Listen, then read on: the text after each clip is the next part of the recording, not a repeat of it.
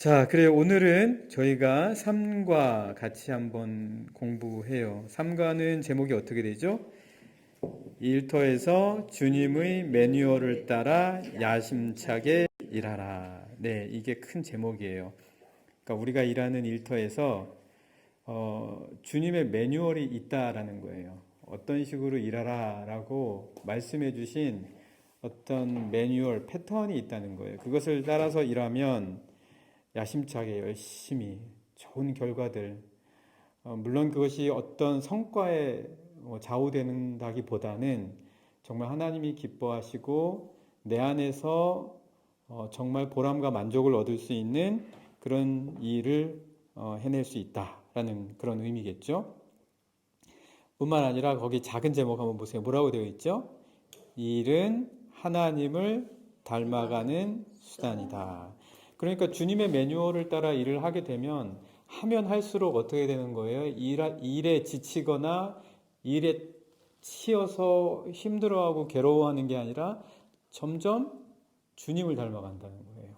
예, 주님이 마련해 주신 어떤 매뉴얼을 따라 우리가 일하게 되면 하면 할수록 물론 육신적으로 때로는 힘들고 지칠 수 있을지 모르나 그러나 궁극적으로는 우리가 점점 주님을 닮아간다는 거예요. 그죠? 예. 자, 그래서 오늘 그런 제목을 갖고 우리가 이제 세 번째 과 한번 같이 공부해 보도록 하는데 우리가 이제 세 번째 과 공부할 때 여러분들이 꼭 주목해야 될 거는 일에는 하나님의 매뉴얼이 있다라는 거예요. 일에는 하나님의 매뉴얼이 있다. 여러분들도 뭐 일할 때 나름대로 나 이렇게 일해야 되겠다라고 생각하는 그런 것들이 있을 수 있잖아요. 그죠? 나는 일할 때 이런 식으로 일해야 되겠다. 아니면 나도 모르게 내가 하는 일의 습관이나 버릇이 있을지도 몰라요. 그죠? 물론 그런 것도 다 각자 있겠죠. 가질 수 있어요. 그러나 크게는 주님이 우리에게 말씀해 주신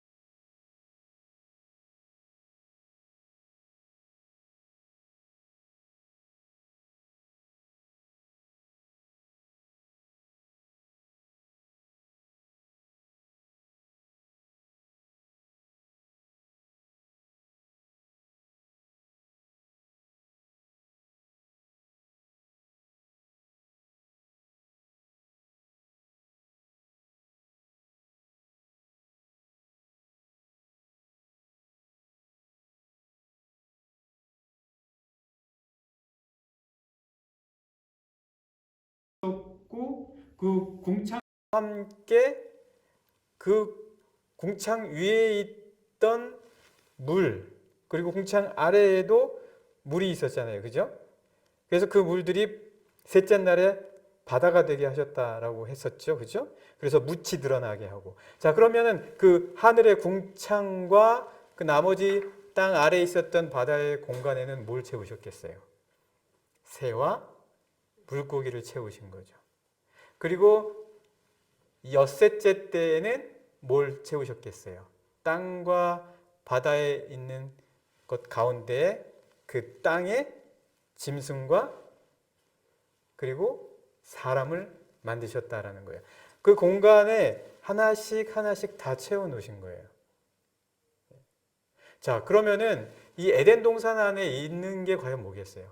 에덴 동산 안에 있는 거는 하나님께서 엿새 동안 만드셨던 모든 질서가 그 에덴 동산 안에 있는 거예요.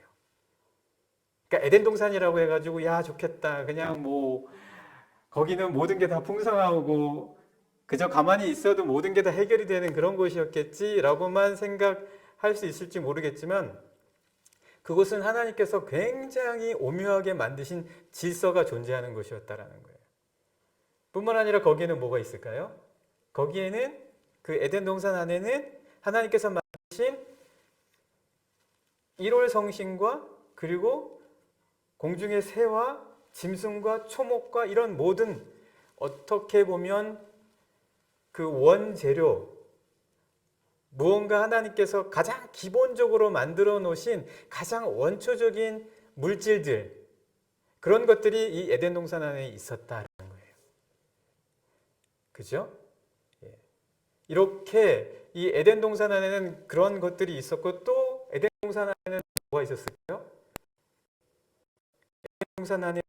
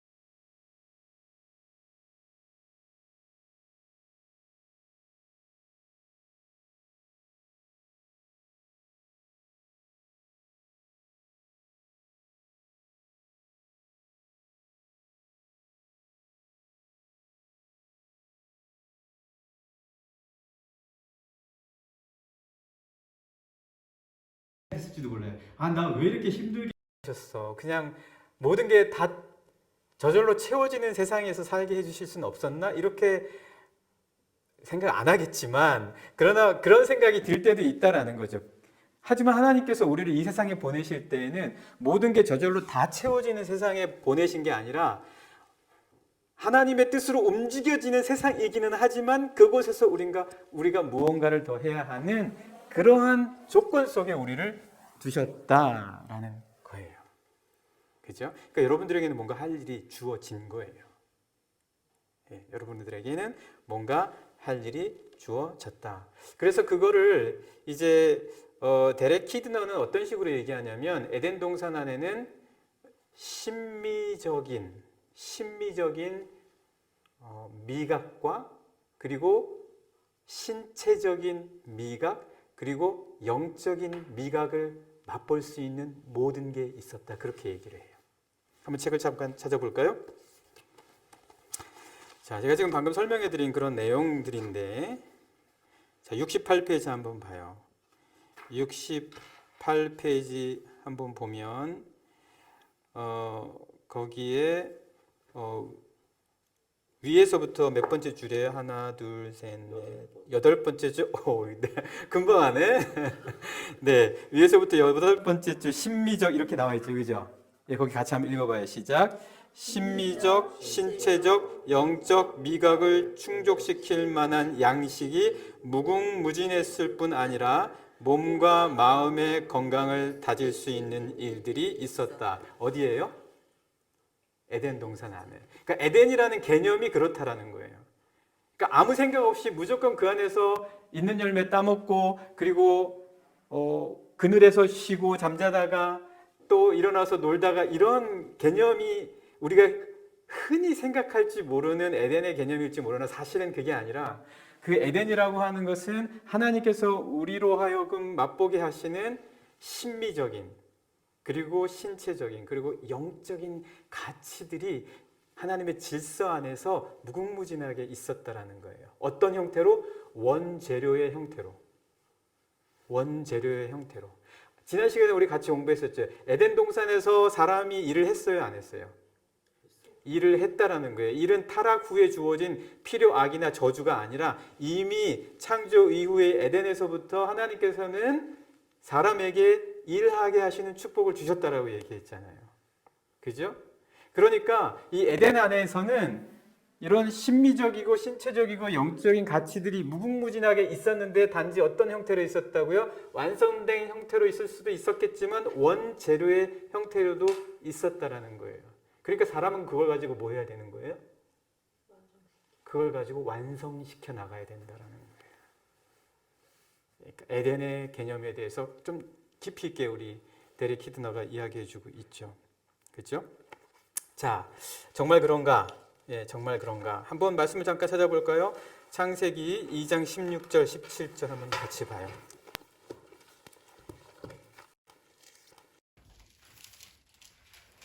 창세기 2장 16절, 17절 같이 한번 볼게요. 읽어봐요, 같이. 시작. 여호와 하나님이 그 사람에게 명하여 이르시되 동산 각종 나무의 열매는 내가 임의로 먹되 선악을 알게 하는 나무의 열매는 먹지 말라. 내가 먹는 날에는 반드시 죽으리라 하시니라. 에덴 동산 안에 뭐가 있는 거예요, 지금? 에덴 동산 안에 이 창세기 2장 16절 17절의 말씀에 의하자면 하나님의 말씀이 있는 거예요. 하나님의 가치가 있는 거예요.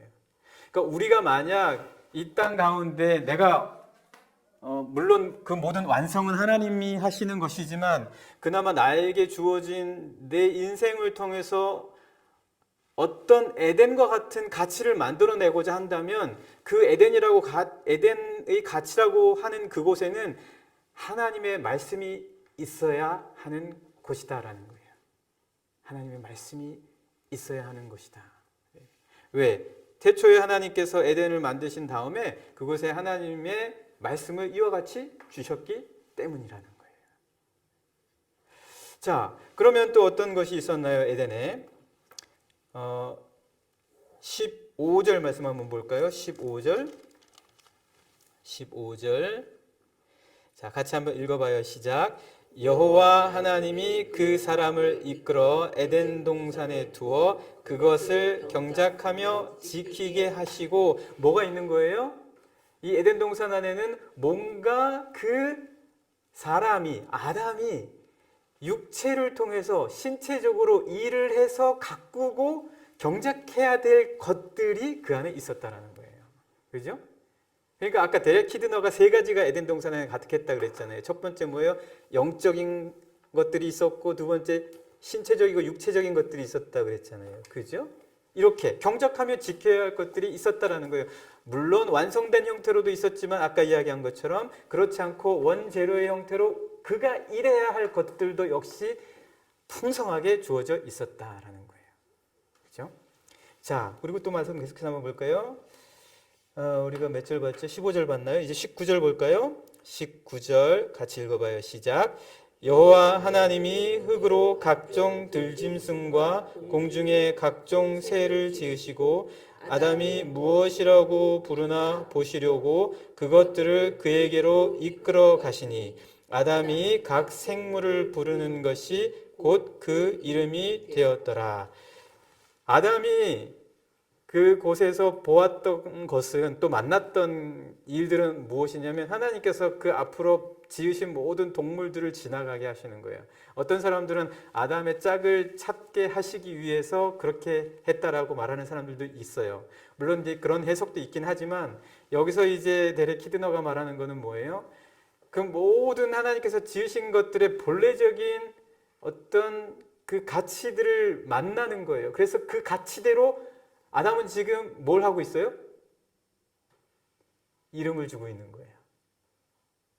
새로운 것들을 만나기 시작하는 거예요.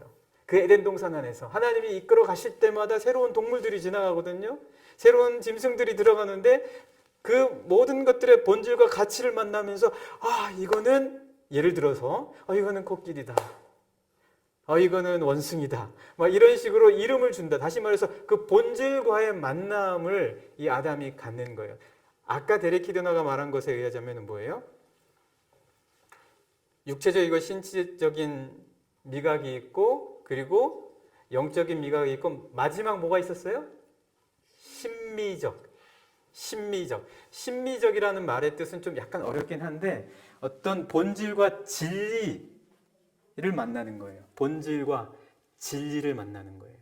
다시 말해서 아담이 이 자리에서 하나님께서 만드신 모든 것들의 본질과 만나는 거예요. 그래서 그 본질대로 이름을 주는 거예요. 다시 말해서 에덴 동산에는 이런 것들이 있다는 거예요. 그러니까 우리가 살아가는 이 세상에서 나야 나름대로 에덴을 위한 일을 하겠다라고 생각한다면 이 세 가지 가치를 염두에 두고 일을 해야 된다. 자, 그리고 이 에덴 동산 안에는 마지막으로 또 무엇이 있었냐? 에덴 동산 안에는 아까 그 세 가지 이외에 우리가 21절에서 24절의 말씀을 또 한번 같이 봐요. 이 에덴 동산을 끊임없이 유지시켜 갈 수 있는 그 방법, 어떤 근원을 만들어 두세요. 그게 뭘까요?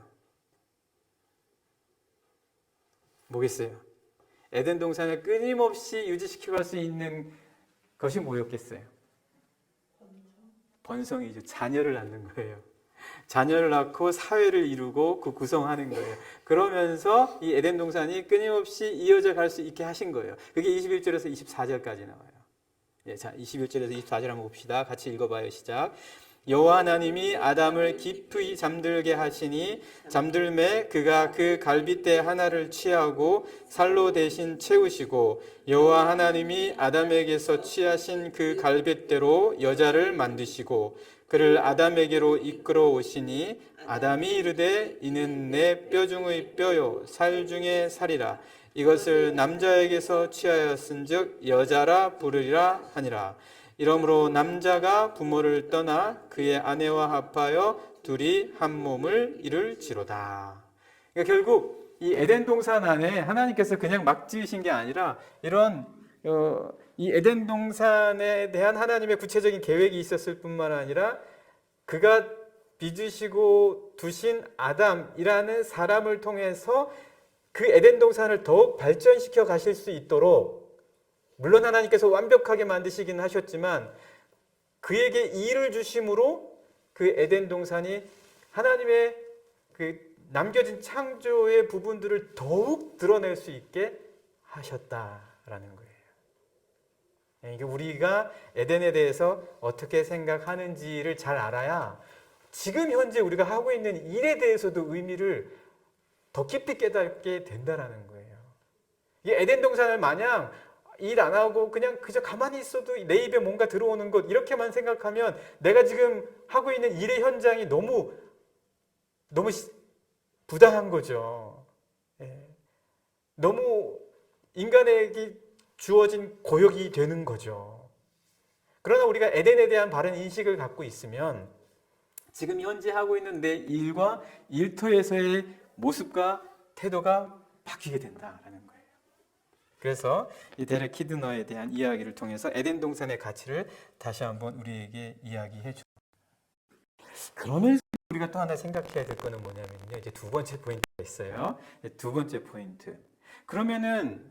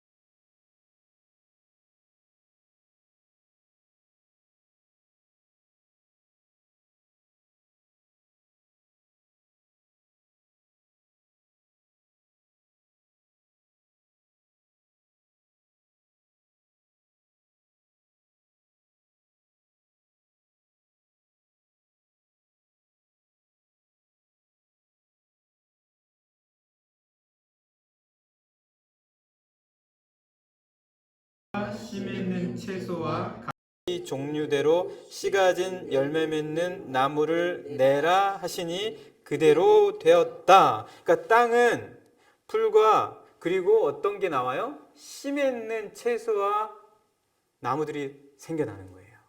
씨 맺는 것들이요. 그 번성하는 거 맞죠? 생육하고 번성하는 거예요. 충만해지는 거예요. 가득해지는 거예요. 그죠? 하나님께서는 피조의 땅에도 그런 일들을 허락해 주셨다라는 거예요. 그죠? 자, 그러면 이게 땅이 하는 매뉴얼이다. 땅은 자꾸 풍성하게 만들어내고 뭔가 맺어야 되는 것이다. 이게 땅의 매뉴얼이다. 자, 그러면 20절 말씀 한번 봐요. 20절 말씀 같이 읽어요. 시작. 하나님이 이르시되 물들은 생물을 번성하게 하라. 땅 위 하늘의 궁창에는 새가 나르라 하시고, 네, 물에는 생물들이 막 번성해지는 거예요. 그죠? 물이 뭐 우리가 언제 뭐 물고기 만들어서 거기다 갖다 넣어놨어요? 우리가 언제 뭐 그 물에 있는 미생물들을 만들어서 거기다 집어넣었어요? 아니잖아요. 물 자체 안에서 우리 이미 인간의 역사가 시작되기 이전부터 풍성한 물고기와 그리고 모든 바다의 생물들이 그 안에 있었다라는 거예요. 그게 물에게 주신 하나님의 매뉴얼이라는 거예요. 놀랍죠? 하늘은 어때요? 하늘을 나는 새가 있단 말이에요. 이 궁창, 하늘의 매뉴얼이라는 거예요. 이것도 생육하고 번성하고 충만한 거 맞죠? 그죠? 자, 그러면 또 한번 봐요. 22절 말씀 같이 읽어요. 시작. 하나님이 그들에게 복을 주시며 이르시되 생육하고 번성하여 여러 바닷물에 충만하라. 새들도 땅에 번성하라 하시니라. 자, 이제 물에서 생겨난 것들과 하늘에서 생겨난 모든 것들이 그 하늘과 물에서 번성하도록 하나님께서 허락하셨다라는 거예요. 이제 그것이 그들의 매뉴얼이 된 거예요. 그 안에서 번성하는 것. 자, 24절도 한번 같이 읽어봐요. 24절 시작. 하나님이 이르시되 땅은 생물을 그 종류대로 내되 가축과 기는 것과 땅의 짐승을 종류대로 내라 하시니 그대로 되니라. 땅에 있는 짐승도 종류대로 만들어지고 번성하게 하셨다라는 거예요. 이 종류 가지고 또 말이 많죠. 진화론자와 그리고 창조론자들의 말들이 많기는 하지만 그거는 오늘 이야기할 게 아니니까. 어찌됐든 땅에 있는 짐승들도 번성한 거예요. 야, 그게 무슨 차이지? 우리 인간도 번성하잖아. 우리 인간도 아기 낳고 사회를 이루고 집단으로 생활하면서 그리고 점점 더 도시를 넓혀 가잖아. 이게 뭐가 차이지? 피조물들과 땅과 물과 하늘과 그리고 땅에 나는 짐승들과 우리 인간의 차이는 뭘까? 어떤 매뉴얼의 차이가 있지? 하나님께서 우리에게 더 주신 매뉴얼은 뭘까? 라고 우리가 한번 생각을 해봐야 된다는 거예요. 안 그러면 생물처럼 살 수 없잖아요. 우리 공중의 새나 물고기 아니면 짐승처럼 살 수는 없잖아요. 우리가 다른 매뉴얼이 있다는 거예요. 아까 여러분들이 이야기한 것들을 다 포함하는, 여러분들이 잘 얘기해 주셨어요. 그런 것들을 포함하는 다른 매뉴얼이 있다. 그게 뭐냐라는 거예요. 자, 이제 인간에게 주신 매뉴얼을 한번 봅시다. 1장 28절이에요. 28절 같이 읽어요. 시작. 하나님이 그들에게 복을 주시며 하나님이 그들에게 이르시되 생육하고 번성하여 땅에 충만하라. 자, 여기까지는 똑같지 않아요? 그죠? 자, 그런데 이제부터 한번 잘 읽어보세요. 이제부터 한번 잘 읽어보세요. 계속 읽게요. 시작. 땅을 정복하라. 땅을요. 땅은 아까 어떤 매뉴얼이 있었어요? 땅에서 막 채소들이 심해 있는 것들 종류대로 막 내게 하셨잖아요. 그죠? 그런 매뉴얼을 이미 땅은 받았어요. 그런데 그 땅을 우리 인간에게는 특별한 매뉴얼로 뭐 하게 하신 거예요? 정복하게 하시는 거예요. 이런 거는 땅에게 주신 적이 없어요. 누구에게 주신 거예요? 인간에게 주신 거예요.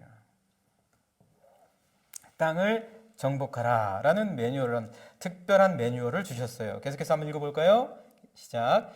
바다의 물고기와 하늘의 새와 땅에 움직이는 모든 생물을 어떻게 하라고요? 다스리라. 이것도 역시 인간에게 주신 특별한 매뉴얼이라는 거예요. 언제 어느 지역에서도 물고기와 짐승과 새에게 이런 매뉴얼을 주신 적은 없어요. 뭐 다스려라 이런 식으로 주신 매뉴얼이 절대 없었다라는 거예요. 이거는 인간에게 특별히 하나님께서 주신 매뉴얼이다 라는 거예요. 자, 그리고 한번 30절 또 같이 읽어볼까요? 30절 인간에게 주신 매뉴얼 시작. 또 땅의 모든 짐승과 하늘의 모든 새와 생명이 있어 땅에 기는 모든 것에게는 내가 모든 푸른 풀을 먹을 거리로 주노라 하시니 그대로 되니라. 예, 이런 매뉴얼들을 하나님께서 주셨다. 29절, 30절. 우리 29절은 안 읽었었죠. 그죠? 네. 29절, 30절은 다 인간에게 특별히 먹을거리로 주신 그런 매뉴얼과 함께 보여주신 건데요. 어쨌든 이 인간은 이렇게 피조물과는 다른 그런 특별한 매뉴얼을 우리에게 주셨다라는 거죠. 자, 그래서 이 인간에게 주어진 이 매뉴얼이 말하는 그 의미는 심지어 생육하고 번성하고 충만하다라고 하는 그 매뉴얼조차도 피조물에게 준 의미와는 다르다라는 거예요. 정복하고 다스리다라는 거는 우리 인간에게만 주어진 매뉴얼이죠. 그죠? 인간에게만 주어진 매뉴얼이에요. 정복하고 다스리라는 거는 피조물들에게 주어지지 않았어요. 그러니까 그거는 당연히 다른 의미겠죠. 그런데 충만하라, 생육하고 번성하라, 이거는 피조물들에게도 주신 매뉴얼이잖아요. 그럼에도 불구하고 이 정복하고 다스리다라는 것을 생각해 본다면 이 충만하다라는 것조차도 동식물에게, 피조물에게 주어진 것과는 다른 의미다라는 거예요. 그것이 어떻게 다른 의미가 될 수 있냐? 예. 어떻게 다른 의미인지 우리 한번 69페이지에 나와 있는 책의 글을 읽어보면서 같이 한번 생각해 봐요. 자, 어떻게 다른 거냐? 인간이 생육하고 번성하고 충만한 것과 그리고 피조물들이 충만한 것과는 어떻게 다른 것이냐? 여러분 다 짐작했겠죠? 그죠? 자, 69페이지 위에서부터 네 번째 줄, 그렇지 않다라는 부분이 있죠.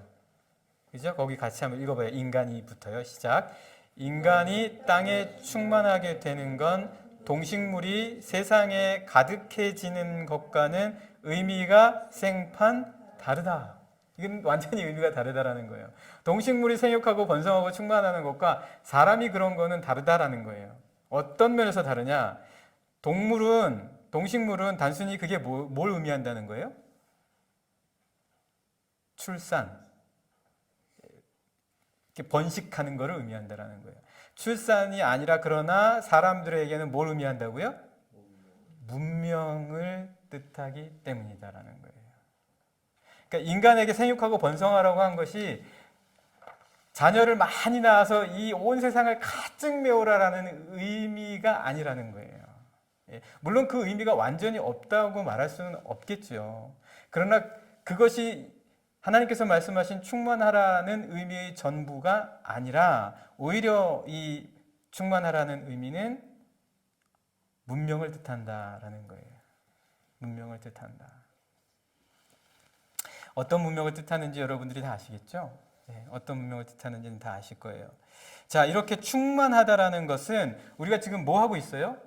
매뉴얼 보고 있죠. 하나님이 일하신 그 에덴 동산 안에서의 매뉴얼을 보고 있어요. 왜 우리가 지금 그거 보고 있냐면 그 매뉴얼을 알아야 우리도 우리 일터에서 그 매뉴얼을 따라서 일하기 때문에 지금 그 매뉴얼 보고 있는 거예요. 그래야 우리가 야심차게 직장에서도 일할 수 있다. 그게 제목이었잖아요. 그죠? 네.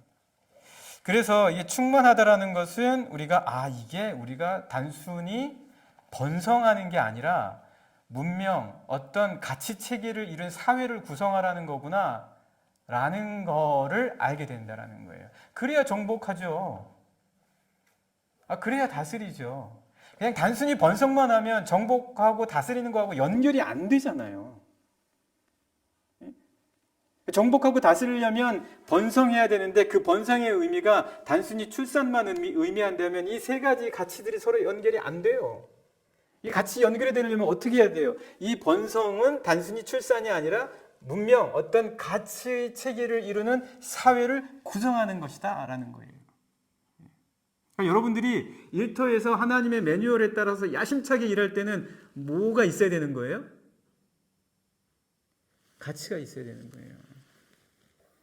어떤 무언가 여러분들에게 주어진 그 가치에 따라서 움직여야 되는 거예요.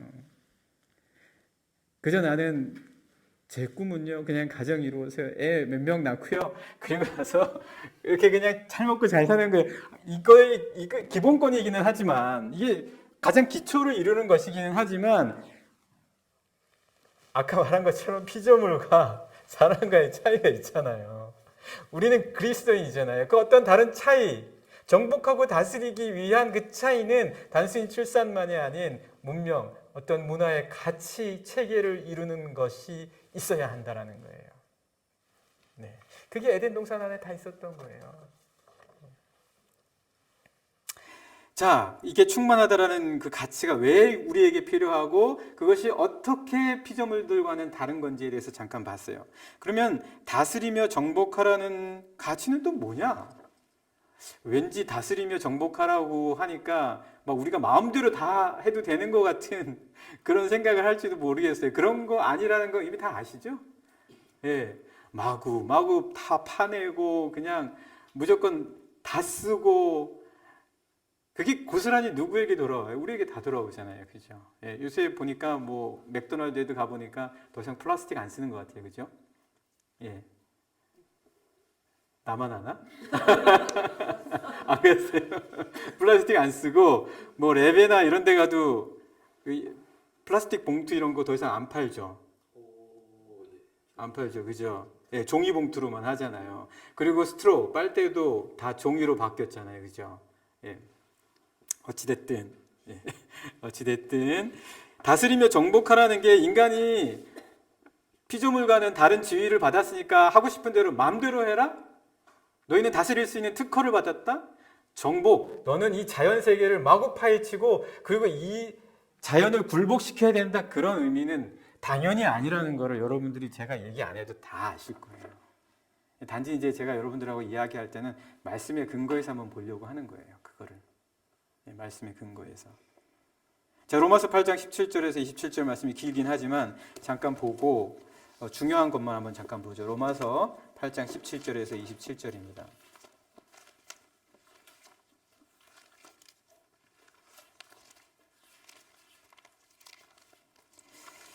로마서 8장 17절에서 27절.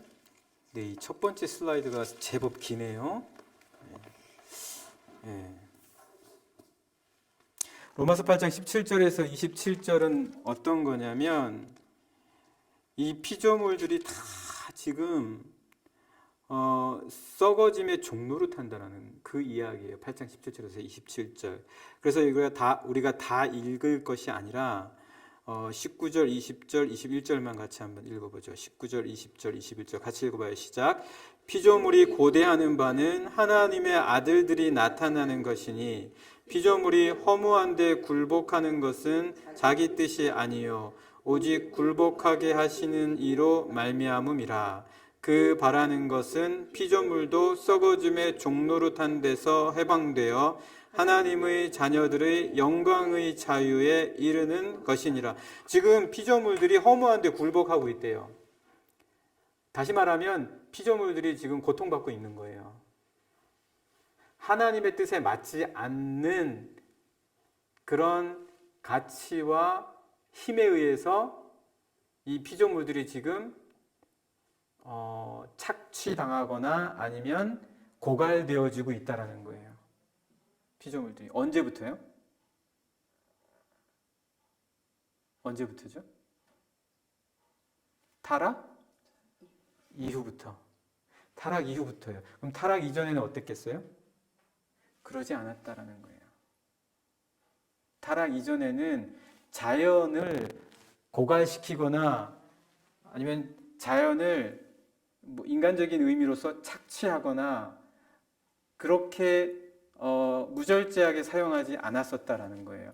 그래서 지금 피조물들이 지금 뭘 기다리고 있다고 하는 거예요? 하나님의 아들들이 나타나기를 고대하고 있다는 거예요. 심지어 피조물조차도. 왜? 창조의 본래의 모습으로 회복되기 위해서.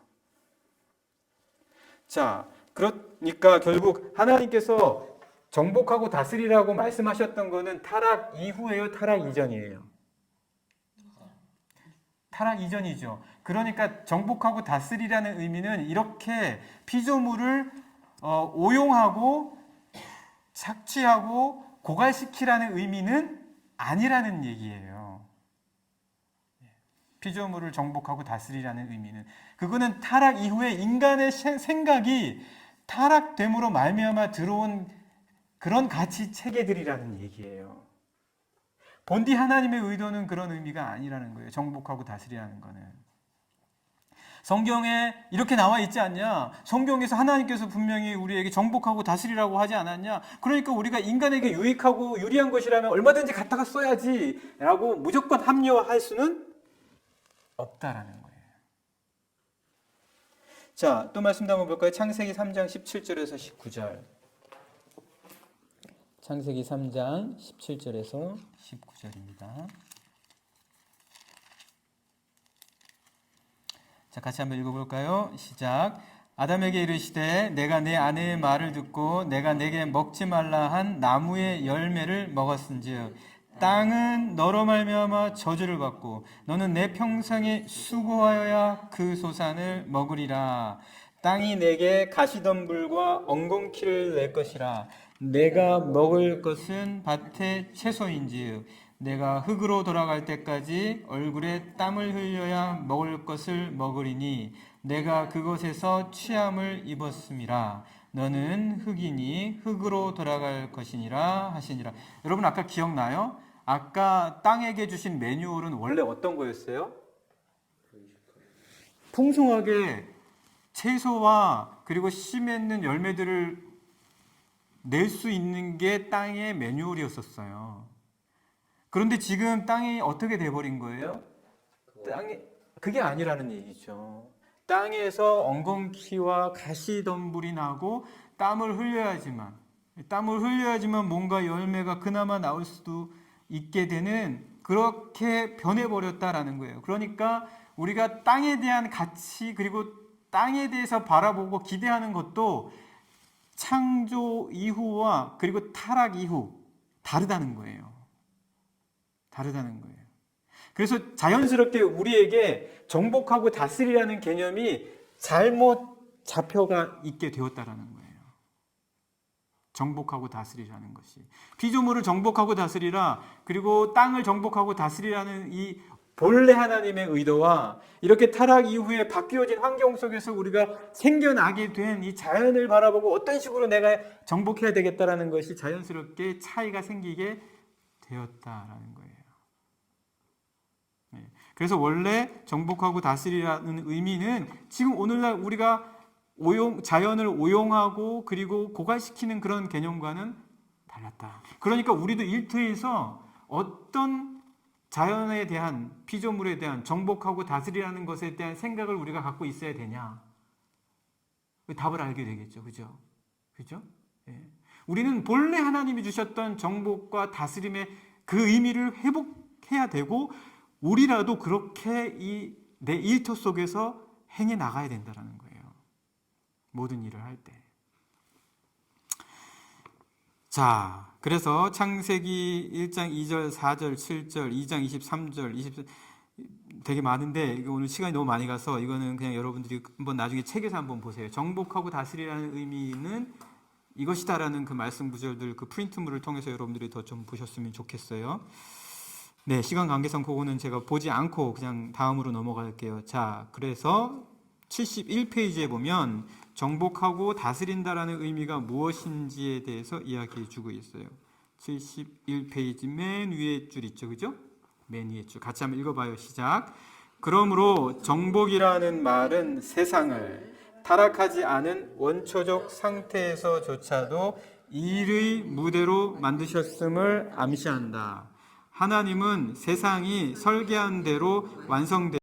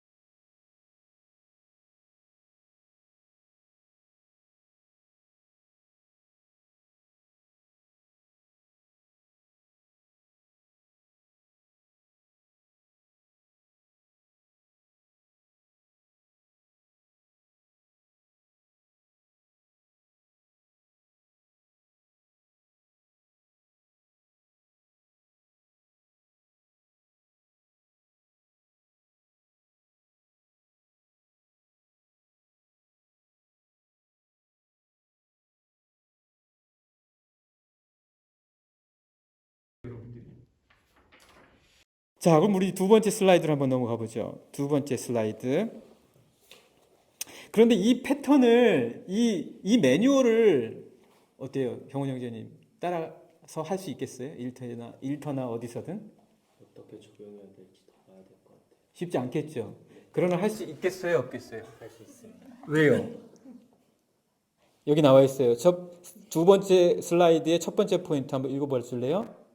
하나님의 형상인 우리는 주님의 사역 패턴을 따라 맞아요. 그거예요. 하나님의 형상이기 때문에 우리는 이 에덴의 매뉴얼, 이 하나님의 매뉴얼을 따라 일할 수 있다라는 거예요. 우리를 지을 때 그냥 짓지 않으셨다라는 거예요. 피조물처럼 지지 아니하셨다는 거예요. 어떻게 지으셨다는 거예요? 하나님의 형상을 따라 지으셨다는 거예요. 왜? 하나님의 형상을 따라서 하나님이 주신 매뉴얼을 따를 수 있도록 만드시기 위해서 우리를 하나님의 형상을 따라 지으셨다는 거예요. 그러니까 우리는 할 수 있는 거예요. 하나님을 의지할 때. 자, 그래서 우리는 하나님이 에덴에 두신 그 매뉴얼을 곰곰이 생각해 보면서 항상 일해야 돼요. 하나님이 에덴을 만들기까지 그 엿새와 하루 쉬시는 그 안식의 시간의 과정을 한번 쭉 보세요. 혼돈하고 공허했잖아요. 그죠? 혼돈하고 공허한 거기에 뭘 주셨어요? 하나님이? 질서를 주셨잖아요. 여러분들도 그렇게 일해야 되는 거예요. 여러분이 가는 일터에는 분명히 공허하고 혼돈스러울 거예요.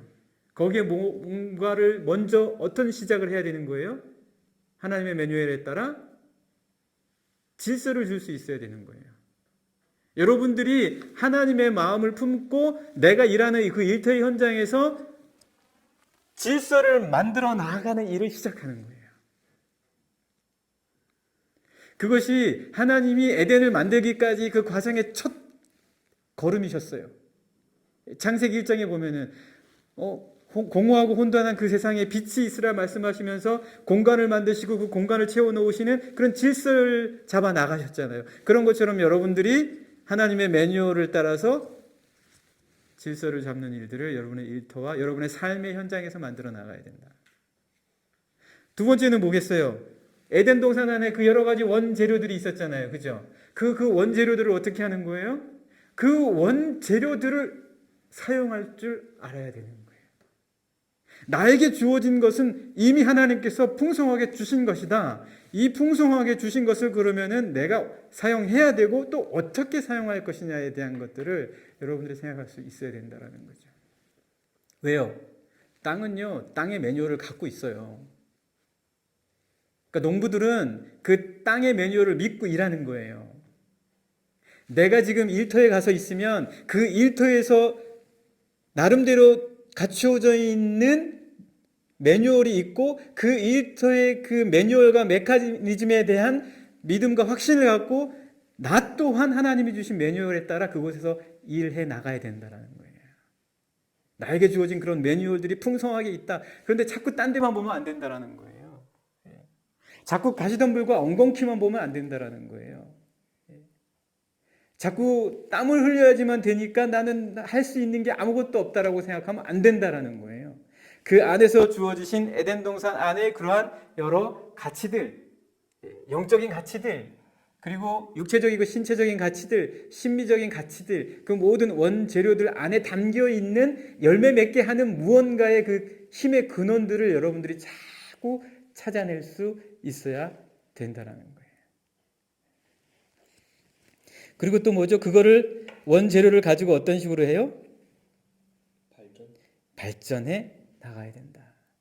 발전시켜 나가야 된다. 그게 이제 하나님의 형상인 우리가 주님의 사역 패턴에 따라서 그 매뉴얼을 따라 일하는 단계다라는 거죠. 그거를 일컬어서 뭐라 그래요? 그거를 일컬어서 경작. 하나님께서 사람을 에덴에 두시고 그 땅을 어떻게 하라고 하셨어요?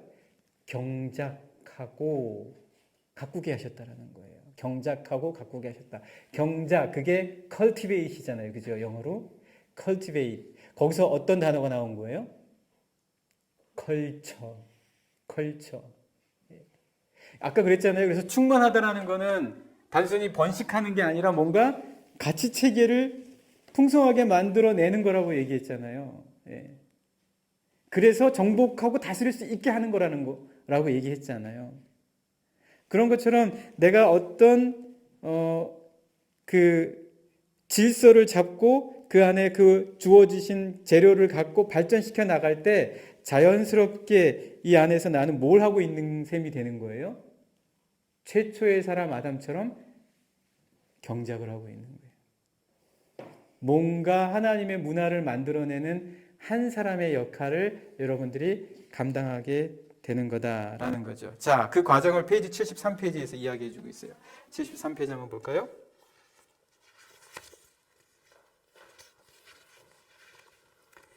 페이지 73페이지.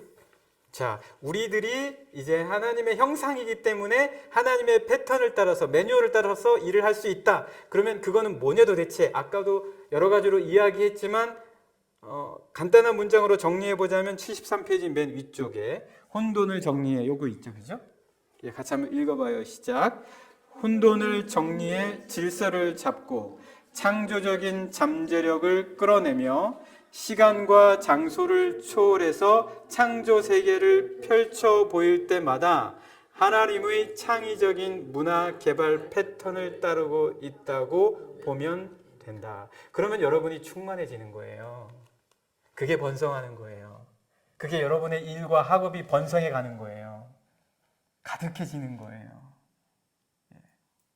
내가 이렇게 하나님의 매뉴얼을 따라서 일할 때 하나님의 가치 체계와 가르침이 이 일과 이 내 삶에서 풍성해질 때 그때야말로 충만해지는 거다. 번성해지는 거다. 하나님의 문화가 가득해지는 거다. 창조의 때에 아담에게 주신 그 첫 명령이 이루어지는 거다. 일에 대한 그 과제가 이루어지는 거다. 그렇게 여러분들이 생각할 수 있다라는 거예요. 내가 어떤 식으로 일을 해야 되겠다라는 생각이 신혜자매님 좀 들죠. 네, 어떤 식으로 내가 일을 해야 되겠다. 이렇게 생각만 한다면 물론 일의 현장에 가면 힘든 일이 또 생기고 사람에게 막 힘든 경험을 하게 되고 그러다 보면 또 이제 자꾸 지칠 수 있게 하겠지만 이렇게 일해야 되겠다라는 생각을 한다면 막 그래도 가슴이 좀 뛰지 않아요? 예, 아직 여러분들은 그래도 아직은 영하니까 이런 얘기 들으면 그래도 뭔가 가슴이 뛰고 내 일터의 현장에서 그리고 내가 앞으로 일할 곳에서 이렇게 어떤 이런 가치를 갖고 일을 해야 되겠다라고 생각하면 마치 내 심장과 가슴에 새벽 이슬이 그냥 조금씩 막 외치는 것 같고 예? 그렇죠? 자, 이것이 바로 우리에게 일하게 하시는 하나님의 패턴이다라는 거죠. 하나님은요, 그러니까 결국은 에덴 동산을 만들어 놓고 그냥 다 끝났으니까 내가 다 해놨으니까 너희들은 와서 즐겨 이게 아니라는 거예요. 예, 그러면 좋을까요? 다 해놨으니까 너희들은 와서 그냥 즐겨. 입장료 프리 그냥 들어와서 무조건 즐기다가 그냥 이 세상 떠나 뭐 이랬으면 아니라는 거예요. 하나님께서는 그것이 기쁨이 아니고 그것이 즐거움도 아니기 때문에 그것을 너무나 잘 아셨기 때문에 인간에게도 일을 주셨다라는 거예요. 하나님의 창조의 그 과정에 함께 하도록 부르셨고 초대하셨다라는 거예요. 어디에 그게 나와 있어요? 그 다음 포인트 한번 읽어볼까요? 세 번째 포인트 같이 한번 읽어봐요. 시작. 동물의 이름을 짓게 하시는 하나님은 동물의 이름을 하나님이 다 지을 수도 있잖아요. 빛을 낮이라 칭하시고 어둠을 밤이라 칭하셨잖아요. 그리고 그 광명체를 해라고 하시고 달이라고 하셨잖아요. 그러면 동물도 그냥 하나님이 시작하셨으니까 다 해요, 하나님. 뭘 이거 남겨놓고 왜 저희한테 하라 그러세요?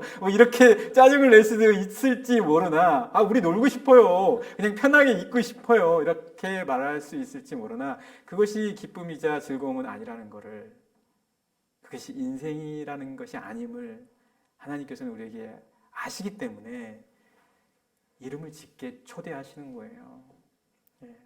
사실 저도 우리 애들 이름 내가 짓고 싶었어요. 근데 어르신들이 다들 지으시겠다고 해서 나는 짓지도 못하고, 그래서 내가 지금 생각해요.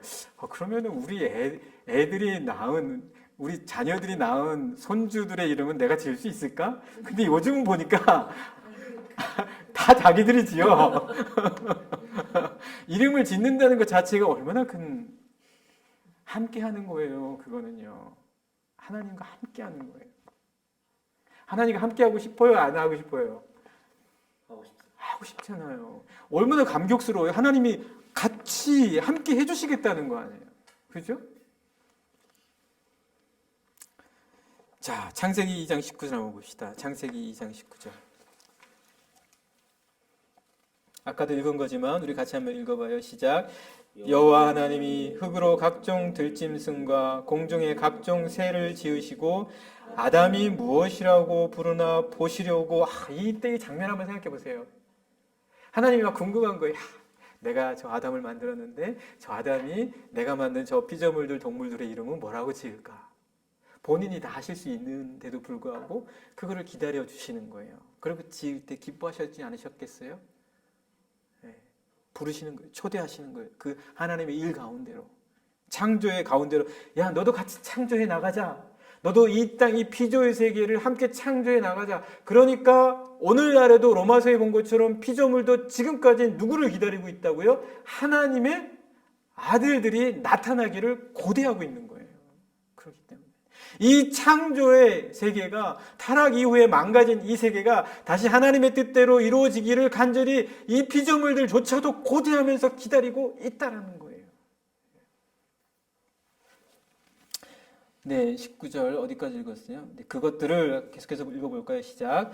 그것들을 그에게로 이끌어 가시니 아담이 각 생물을 부르는 것이 곧 그 이름이 되었더라. 창조예요. 아담이 창조 세계에 하나님의 초대에 들어가는 거예요. 얼마나 감사해요. 자, 그리고 20절도 같이 한번 읽어볼까요? 20절 계속 시작. 아담이 모든 가축과 공중의 새와 들의 모든 짐승에게 이름을 주니라. 이름을 준 사람이 누구예요? 결국 그러니까요, 동식물에게 아담이었다. 아담도 아무것도 안 한 게 아니었구나. 우리도 아무것도 안 하는 자들이 아니구나. 뭔가 창조 가운데 함께 해야 하는구나 라는 걸 알 수 있다라는 거죠. 75페이지 한번 읽어볼까요? 네, 75페이지 이와 관련해서요, 우리 하나님의 매뉴얼을 따라서 우리는 하나님의 형상이기 때문에 아담이 창조의 과정에서 이렇게 역할을 했던 것처럼 우리도 이 남겨진 창조의 과정 가운데 하나님께서는 우리를 부르고 계신다라는 거예요. 각자의 주어진 일터와 삶의 환경에서. 75페이지 거기 크든 작든 모든 일이 소중하다 그 위쪽에 하나 둘 셋 넷 다섯 여섯 번째 줄 보면 인간은 이를 통해, 여기 있나요? 75페이지. 75페이지 인간은 이를 통해, 같이 읽어봐요. 시작. 인간은 이를 통해 혼돈의 질서를 부여하고 새로운 사물을 만들어내고 창조 패턴을 활용하며 공동체를 조직한다. 따라서 유전자를 결합시키든 뇌수술을 하든 고무를 수집하든 그림을 그리든 일은 세상의 기본 구조를 더 발전시키거나 유지하거나 고치는 기능을 한다. 인간의 노동은 그런 식으로 하나님의 사역과 연결된다. 내가 일터에서 하나님의 매뉴얼에 따라서 일하게 되면 그 나의 일이 하나님의 창조의 사역과 어떻게 된다고요? 연결이 된다라는 거예요. 그리고 우리는 하나님의 형상대로 지음을 받았기 때문에 그렇게 할 수 있도록, 하나님의 매뉴얼에 따를 수 있도록 하나님께서 우리에게 허락해 주신다라는 거예요. 자, 그래서 철학자 월터스가 말한 것이 있어요. 71페이지. 거기 한번 같이 읽어보고 그 다음으로 넘어가 보도록 하죠. 마지막 부분으로 한번 넘어가 볼게요. 71페이지. 철학자 월터스가 어떻게 이야기했는지 같이 한번 71페이지 그 인용문 있죠. 거기 같이 읽어봐요. 시작. 세상은 총체적으로 혼돈스럽고 공허했다. 하나님은 엿새간의 개발 과정을 통해 모양새를 잡고 빈자리를 채우셨다. 하지만 아직 완전히는 아니었다. 지금부터는 인류가 개발하는 사역을 감당해야 한다. 생산적이 되어 세상을 채우고 정복에 힘써 세상을 더 온전한 모양으로 만들어 가야 한다. 여러분, 근데 정복과 다스림의 의미가 뭔지 알고 계시죠? 그죠? 우리가 타락 이후의 개념과는 다르다고 이야기했죠. 그죠? 예, 계속해서 읽어봐요. 시작. 위임을 받은 하나님의 대리인으로서 그분이 세워주신 자리에서 이 일을 계속 해야 한다. 하지만 이것은 지금 이 땅의 인간 개발을 위한 것이다. 인류는 자신과 같은 부류가 세상에 가득하게 되며 동일한 부류를 위해 이 땅을 빚어가야 한다. 향후로 피조 세계의 개발은 본질적으로 사회적이고 문화적이 될 것이다. 어떤 사회적이고 문화적인 가치요? 하나님의 문화와 가치로. 어떤 부류의 사람들이 가득하게요? 하나님을 알고 예배하는 사람들이 충만할 수 있도록. 그래서 우리는 이 땅의 땅끝까지 이르러 누구를 만들어내야 돼요? 제자를 만들어내야 된다. 하나님의 매뉴얼대로 일할 수 있는 사람들이 이 땅에 충만할 수 있도록. 그게 충만하고 완성이다라고 얘기했잖아요. 그죠? 자, 이제 마지막 슬라이드로 한번 넘어가 보죠. 이번에는 그래서 약간 실질적인 거예요. 처음에 첫 슬라이드에서 우리가 뭐 했어요? 에덴 동산의 그 가치, 그 안에 있는 매뉴얼들 봤죠. 그리고 두 번째는 뭐예요? 우리도 그렇게 할 수 있다라는 거 봤죠. 세 번째로 보면 실질적으로, 물론 앞에서도 약간 중복되는 내용도 있긴 하지만 실질적으로 직장인들도 그 직장 안에서 이렇게 하나님의 가치를 만들어내고 개발시키면서 그것을 통해서 충만하게 할 수 있다라는 거예요. 비즈니스맨도 그렇다는 거예요. 그래서 이 팀켈러 목사님이 예로 든 사람이 누구냐면 투자은행의 경영진을 예로 들었어요. 투자은행의 경영진, 증권사라든지 어떤 뭐 그런 뭐 기금, 예, 금융회사 쪽이겠죠. 그런데 일반적으로 금융회사라든지 증권 쪽의 사람들은 어떤 식으로 봐요? 돈만 아는 사람이라고 많이 보잖아요. 수익 많이 남기고 이윤 남기는 거에 치중하는 사람들이라고 생각하잖아요. 그죠? 그러나 그렇게 아니게 일할 수도 있다라는 거예요. 수익과 이윤을 통해서 정말 사회 곳곳에 필요한 그 자리에 기금과 자금이 흘러가도록 그들이 일할 수 있다라는 거예요. 그런 식으로 한다면 그들 역시 하나님이 주신 비즈니스로 일할 수 있고 그 안에서 하나님의 가치를 만들어낼 수 있다라고 이야기해 주고 있어요. 그 이야기는 뭐냐면 지금 당신이 일하고 있는 삶의 현장에서도 뭔가 하나님이 주신 매뉴얼대로 일할 수 있는 공간이 있다. 그 얘기 하려고 하는 거예요. 찾아보라는 거예요. 어떤 식으로든 그곳에서. 그러면서 앤디 크라우치라는 분이 그 자기의 아내가 연구실에서 어떤 식으로 그 하나님의 가치를 만들어내면서 일을 했는지에 대해서 이야기해 주고 있어요. 한번 같이 찾아볼까요? 76페이지예요. 아주 작은 예 중에 하나예요. 그럼에도 불구하고 그렇게 할 수 있다라는 거예요. 76페이지 같이 한번 읽어보도록 해요. 맨 밑에 줄 물리학 교수 여기 있죠. 예, 꼭 같이 한번 읽어봐요. 시작. 물리학 교수로 학생들을 가르치는 캐서린은 학사과정과 연구실 문화를 새로 빚어내는데 적잖이 힘을 보탰다. 아내는 다소 메마르고 기능적인 실험실에 클래식 음악을 틀어놓아서 창의적이고 우아한 분위기로 환경을 만든다. 학생들이 신나거나 실망스러운 결과에 반응하는 방식도 바꿔놓았다. 산만하게 일하면서 찔끔찔끔 쉬기보다 집중해서 연구하고 푹 쉬는데도 모범을 보인다. 가끔씩 아이들을 직장에 데려가서 가족이 일을 방해하는 요소로 작용하지 않는 문화를 만드는 동시에 꼬맹이들에게 교육과 연구가 엄마의 자연스러운 일상임을 보여준다. 제자들을 집으로 불러서 한 사람 한 사람을 단순히 연구 성과를 내기 위한 팀의 멤버가 아니라 인격체로 소중히 여긴다는 걸 보여준다. 실험실과 교실에서 소규모로 벌이는 일들이지만 캐서린은 세상의 판을 다시 짜는 진짜 능력을 유감없이 드러내고 있다. 이렇게 우리가 사회 안에서, 직장 안에서, 학교에서, 일터에서 하나님의 매뉴얼에 따라 일할 수가 있다는 거예요. 예. 이거는 하나의 예지만 여러분들은 얼마든지 이렇게 일할 수 있는 공간들을 찾아내서 그 원재료들을 통하여 여러 가지 발전시킬 수 있는 그런 것들을 만들어낼 수 있다라는 거예요. 그 마지막 슬라이드의 마지막 포인트 같이 한번 읽어봐요. 자, 같이 한번 읽어보겠습니다. 시작. 하나님께서는 일의 목표와 방법을 제시하며 뒤를 따르도록 부르신다. 누구에게요? 여러분들에게요. 왜요? 여러분들이 그렇게 할 수 있으니까. 왜요? 하나님의 형상으로 지음을 받았기 때문에. 자, 그러면 77페이지 마지막 줄 한번 저희 같이 읽어보죠. 77페이지 세상에는 있죠. 예, 거기 같이 읽어봐요. 시작.